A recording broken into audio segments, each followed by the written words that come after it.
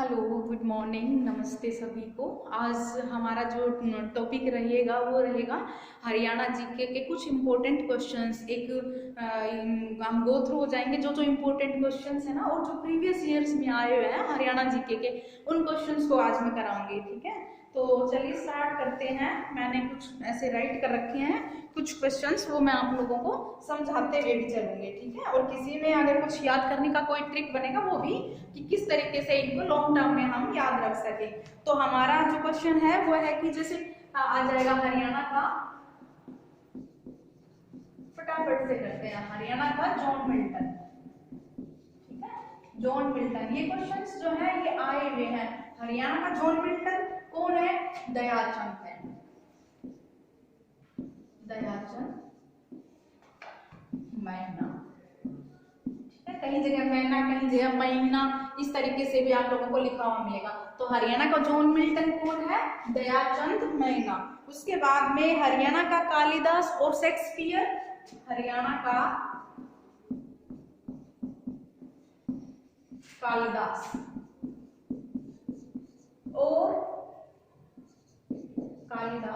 और शेक्सपियर।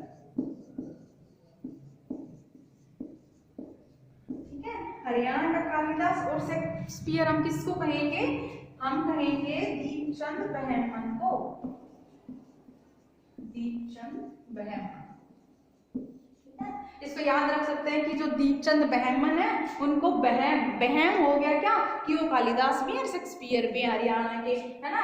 जो दीपचंद है उनको बहम हो गया कि वो कालिदास है और शेक्सपियर हैं। उसके बाद में अगला जो क्वेश्चन है वह है कि हरियाणा का केवल कालिदास। देखो ये तो दोनों में कालिदास और शेक्सपियर अगर कोई पूछे तो हम कहेंगे कि दीपचंद बहमन को, लेकिन अगर सिर्फ कालिदास किसको कहेंगे हम? तो हरियाणा के जो कालिदास हैं उन वो कौन है? वो है हमारे लक्ष्मीचंद। ठीक है, वो बहुत ही एक बड़ी हस्ती है लक्ष्मीचंद। जो लक्ष्मीचंद जो है इनको पंडित भी लिख देते हैं, पंडित लक्ष्मीचंद जी। जो पंडित लक्ष्मीचंद जी है ना, वो हरियाणा के कालिदास भी हैं। और अगर सूर्य कवि भी पूछ लिया जाए कि सूर्य कवि, कालिदास और सूर्य कवि, तो कौन है? पंडित लक्ष्मीचंद। एक आपने पढ़ा कि कालिदास और शेक्सपियर कौन है? तो दीपचंद बहमन। और हरियाणा के सिर्फ कालिदास पूछे या कालिदास और सूर्य कवि अगर वो पूछ रहा है तो फिर हम किस पर जाएंगे? हम जाएंगे पंडित लक्ष्मीचंद पर। उसके बाद में हमारे जो हरियाणा के जो स्वर सम्राट हैं, ठीक है, कि जो स्वर सम्राट हैं हमारे, वो कौन है? स्वर सम्राट। तो स्वर सम्राट में सिर्फ एक ही नाम हमें याद होना चाहिए कि पंडित जसराज,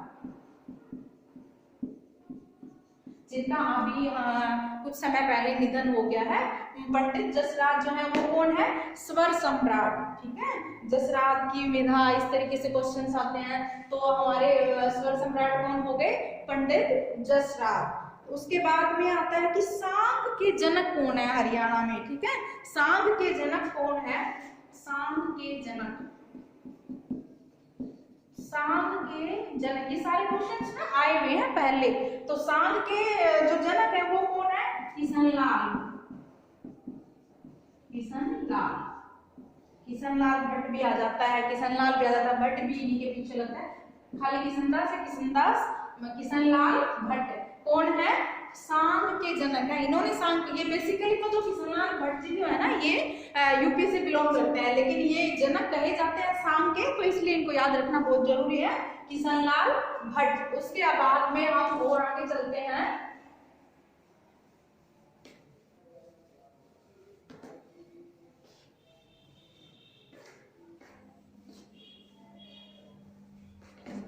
आगे क्वेश्चन है जो आया था कि जो साहिबी नदी है उसको और क्या कहते हैं? उसका दूसरा नाम क्या है? साहिबी जो नदी है, साहिबी नदी। ठीक है, जो हमारे यहाँ रेवाड़ी में इधर जो अरावली की पहाड़ियां हैं वहां पर। ठीक है, तो साहिबी जो नदी है उसको, और उसका दूसरा नाम क्या है? तो दृशद्वती। ठीक है, दृशद्वती, दृशद्वती। और एक तो साहिबी नदी का नाम दृशद्वती है, वैसे सरस्वती को भी कहते हैं, और एक साथ में एक और नदी भी है, छोटांग नदी। ठीक है, चोटांग नदी, इसको भी कई बार दृष्टद्योति माना जाता है। ठीक है, ऐसा अगर ऑप्शंस में आए तो पहले जाना दृष्टद्योति जो है वो साहिबी नदी के, और जो चोटांग है उसको भी दृष्टद्योति हम कहते हैं। उसके बाद में कह रहे हैं कि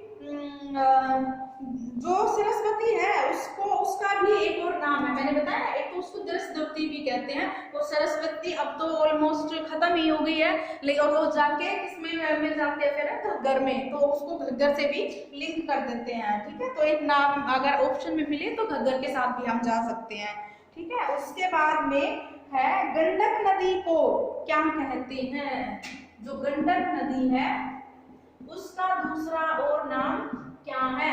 तो देखो, साहिबी का और चोटांग का तो दृष्टद्योति, और जो गंडक नदी है उसको हम कहते हैं सदा नीरा, कि उसमें सदा नीर रहता है, पानी रहता है, इसलिए गंडक को क्या कहते हैं?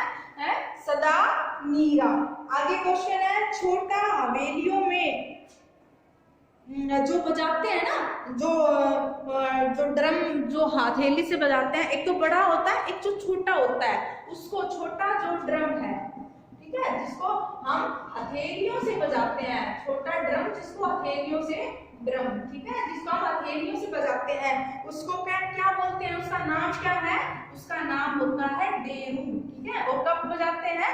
जो गोगा नवमी का जो त्योहार आता है ना उस पर, ठीक है, तब ये से डेरू का प्रयोग किया जाता है, जिसको हथेलियों से बजाते हैं। जो छोटा होता है, जो बड़ा होता है वो तो डमरू होता है, और जो छोटा होता है वो डेरू होता है। ठीक है, उसके बाद में जो एक हाथ में लेके बजाए, ये तो दोनों हाथ हथेलियों से बजाया जाता है ना इस तरीके से, लेकिन जो सिर्फ एक हाथ से बजाया जाता है उसको क्या कहते हैं? उसको तो सभी बता ही देंगे, क्या कहेंगे? जैसे शिव जी भगवान रखते हैं क्या, डमरू। तो जो एक हाथ से बजाया जाएगा, एक हाथ से, उसको हम क्या कहेंगे? डमरू, वो होगा हमारा डमरू। और छोटा ड्रम जो होता है, जो दोनों हथेलियों से बजाया जाता है, वो होता है डेरू। ठीक है, उसके बाद में जो कवि मालदेव हैं वो किस भाषा के कवि हैं? कवि मालदेव किस भाषा के कवि हैं? कवि मालदेव, कवि मालदेव जो है वो किस भाषा के कवि हैं? कवि नाम क्या ही है? तो कवि मालदेव हिंदी भाषा के कवि हैं। ठीक है, हिंदी कवि है, ये हिंदी कवि है। कौन? कवि मालदेव जी। मालदेव जी हैं वो हमारे हिंदी भाषा के हैं। ठीक है, और जो सुंदरदास है, जो सुंदरदास कवि हैं, सुंदरदास वो किस भाषा के कवि है? सुंदरदास जो है वो जैन कवि है, जैन कवि है। मालदेव आए तो वो हिंदी के हैं, सुंदरदास आए तो जैन कवि हैं वो हमारे। उसके बाद में चलते हैं, और पुष्यदत्त, जो पुष्यदत्त हैं वो कौन से कवि है?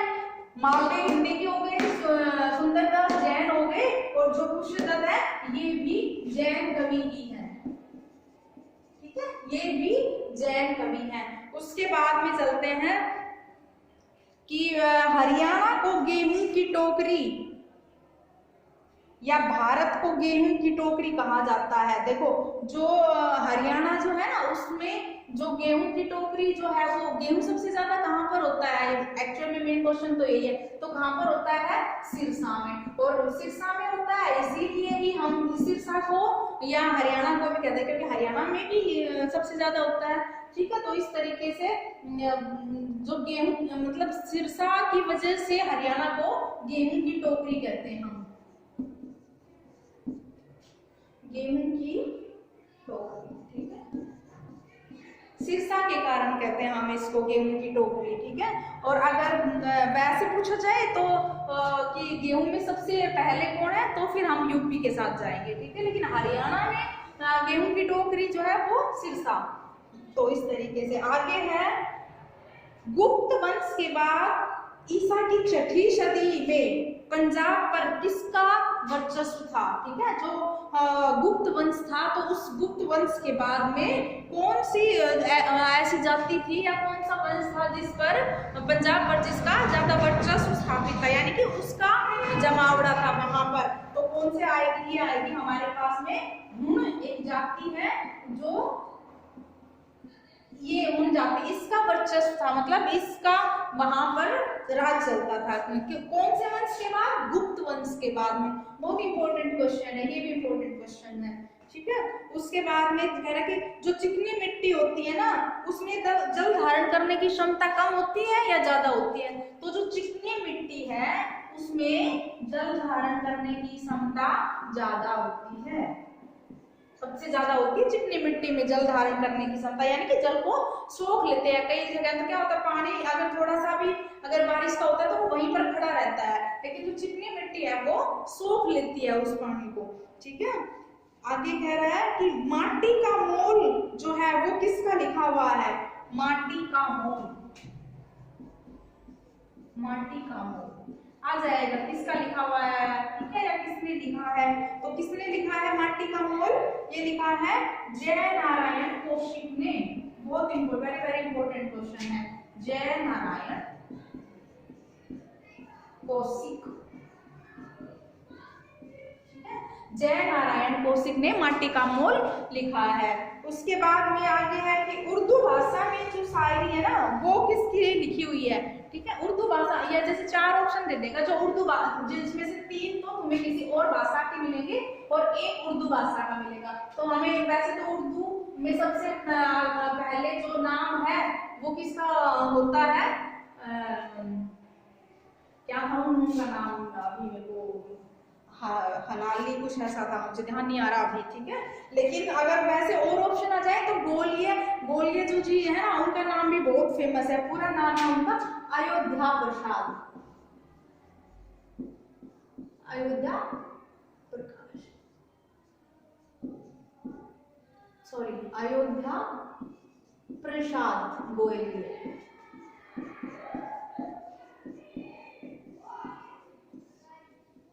हाँ, जो हाली पुरस्कार दिया जाता है वो सबसे श्रेष्ठ है, जब याद आया।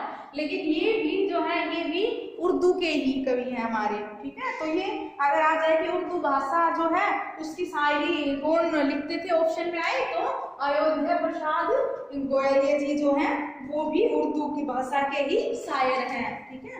वैसे उर्दू में सबसे जो उच्च पुरस्कार मिलता है वो हाली के नाम पर ही हाली पुरस्कार मिलता है, ठीक है। अब है कि जो कर्क रेखा है वो हरियाणा के कहाँ है, ठीक है, कहाँ से गुजरती है? तो हरियाणा, जैसे जो हमारा हरियाणा है, हम भारत की बात नहीं करें, हम अभी हरियाणा की बात करें, तो हरियाणा में कर्क रेखा कहाँ से गुजरती है? 300 मील उत्तर में, उत्तर की तरफ से जो कर्क रेखा है वो गुजरती है हरियाणा के।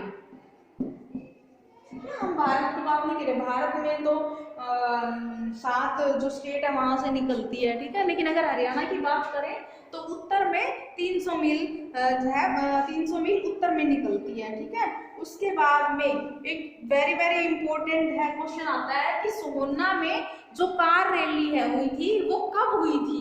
जो कार रैली हुई थी सोहना में, कार रैली, ठीक है, ये कब हुई थी, ठीक है। तो ये हुई थी 1964 में, यानी कि जब हमारा हरियाणा बना उससे 2 साल पहले सोहना में कार रैली हुई थी, ठीक है। और इसको हम और क्या कहते हैं, किंगडम ऑफ ड्रीम्स भी बोलते हैं। वो कहाँ, सॉरी गुड़गामा में, गुड़गामा को ही क्या बोलते हैं, किंगडम ऑफ ड्रीम्स बोलते हैं, ठीक है, किंगडम ऑफ ड्रीम्स। क्योंकि गुड़गामा तो फेमस है, क्योंकि गुड़गामा में क्या क्या है, गुड़गामा में मेडिसिटी है, साइबर सिटी गुड़गामा है, अगर इंजीनियरिंग की बात की जाए तो गुड़गांव सबसे आगे है, उसके बाद में कॉल सेंटर सबसे ज्यादा है, सबसे ज्यादा टैक्स हमारा गुड़गांव ही तो देता है, ठीक है। क्योंकि वहां पर रहने वाले लोग ज्यादा हैं, वो क्यों है, क्योंकि वहां पर उनको अपना जो काम धाम मिला हुआ है, तो इसलिए, ठीक है। ये कार रैली बहुत ही फेमस है 1964 में, कहाँ पर, गुड़गांव में।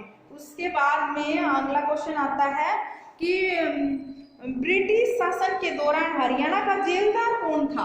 ब्रिटिश शासन के टाइम पे हरियाणा का जेलदार कौन था? 4 ऑप्शन मिलेंगे, उनमें से हमें छांटना है।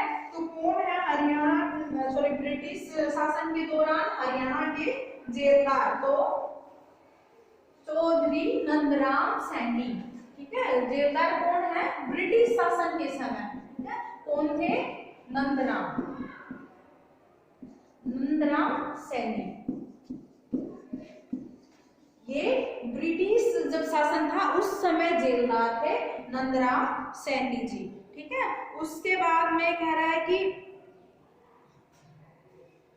सर्वेश्वर महादेव मंदिर या श्रवणनाथ महादेव मंदिर, महादेव का मंदिर कौन सा होता है? जो शिव जी का मंदिर होता है। ठीक है, किसका मंदिर है? तो जहाँ भी कलेश्वर, वैसे तो हमारे हरियाणा में जितने भी ये भूतेश्वर, ये इस तरीके के जो मंदिर है ना, वो सारे किसके हैं? सारे शिव जी के मंदिर हैं। ठीक है, उसके बाद में एक क्वेश्चन है भूतेश्वर मंदिर। ठीक है, ये कहाँ पर है? भूतेश्वर मंदिर, ये भी शिव जी को ही बोलते हैं। ठीक है, भूतेश्वर, सर्वेश्वर, ये सारे महादेव के ही नाम है। ये कहाँ पर है? ये जींद में है हमारे। याद रखेंगे कि ये आज भी बच्चों को डराते हैं ना कि भूत आ जाएगा, भूत आ जाएगा, यानी भूत जिंदा है। आज भी उनकी हम आज भी चर्चा कर लेते हैं। तो भूत जिंदा है। तो भूतेश्वर मंदिर कहाँ पर हुआ? जींद में हुआ। ठीक है, उसके बाद में एक देहाती मेला आता है। ठीक है, देहाती मेला, देहाती मेला। ठीक है, देहाती मेला कहाँ पर है? कैथल।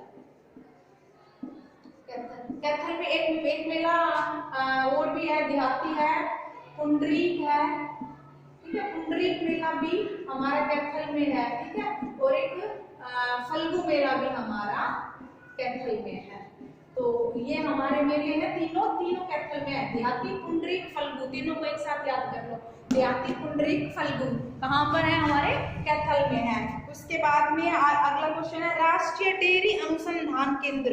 राष्ट्रीय डेयरी अनुसंधान, डेयरी अनुसंधान केंद्र, राष्ट्रीय डेयरी अनुसंधान केंद्र कहाँ पर है?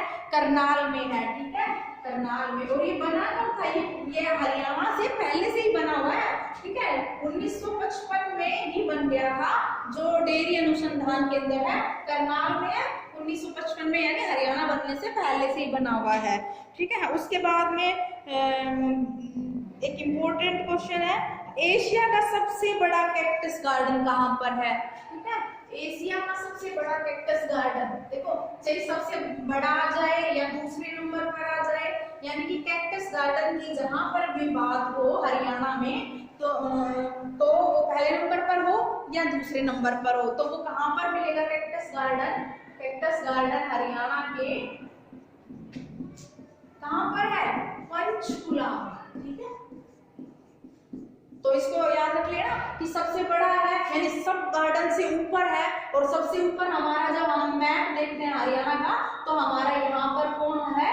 पंचकुला है। ठीक है, यहाँ पर पंचकुला, इधर यमुनानगर है, इधर अंबाला क्षेत्र है, फिर इधर कैथल है, करनाल है, इस तरीके से। तो जो सबसे ऊपर है यानी सबसे बड़ा है एशिया का, तो कौन हो गया? Cactus garden. कहाँ पर? पंचकुला पर। पंचकुला भी सबसे ऊपर और हमारा कैक्टस गार्डन भी सबसे पहले नंबर पर। तो इस तरीके से। ठीक है, उसके बाद में हमारा जो पहला जो सैनिक स्कूल है वो कहाँ पर खुला है? पहला सैनिक स्कूल, सैनिक स्कूल है ना, वो कहाँ पर खुला है? पहला वो हमारा खुला है कुंजपुरा में। ठीक है, कुंजपुरा। ठीक है, 1961 में खुला था सोनीपत में। ठीक है, तो कुंजपुरा में यही मिलेगा तुम्हें। कुंजपुरा पहला सैनिक स्कूल कहाँ पर है? पहला हमारा कुंजपुरा में है, दूसरा हमारा रेवाड़ी में है, और जो तीसरा है वो अभी हमारा बनाया जा रहा है, यानी प्रस्तावित है। कहाँ पर बनेगा? झज्जर में बनेगा, माता ढेल जगह पर। ठीक है, तो वहां पर हमारे पास इतने 3 सैनिक स्कूल सबसे ज्यादा हमारे पास ही है, बाकी किसी के पास 1 है, किसी के पास 2 है। ठीक है, लेकिन 3 जो है वो हमारे हरियाणा में है। मैंने क्या बताया? एक तो हमारा कुंजपुरा में जो सबसे पहला है, उसके बाद दूसरा जो वो हमारा रेवाड़ी में, और जो तीसरा है जो वो अभी बनने लग रहा है, कहाँ पर? झज्जर में। ठीक है, उसके बाद में एक थे जाटों का प्लेटो किसे कहा जाता है? ठीक है, जाटों का प्लेटो, वेरी वेरी इंपॉर्टेंट क्वेश्चन है। जाटों का प्लेटो कौन है? सूरजमल। ठीक है, सूरजमल, राजा सूरजमल है, ये है जाटों के प्लेटो कहे जाते हैं। ठीक है, उसके बाद में अगला क्वेश्चन है कैशलेस मेडिकल सुविधा कब शुरू हुई थी? कैशलेस मेडिकल सुविधा कब शुरू हुई थी? ये हुई थी नवंबर 2017 में अभी तो स्टार्ट हुई। ये तो जो हमारी नई नई योजनाएं हैं हम उनमें भी इनको बढ़ेगी कि जो कैशलेस मेडिकल जो सुविधा है वो कब स्टार्ट हुई, नवंबर 2017 में स्टार्ट हुई। ठीक है, उसके बाद में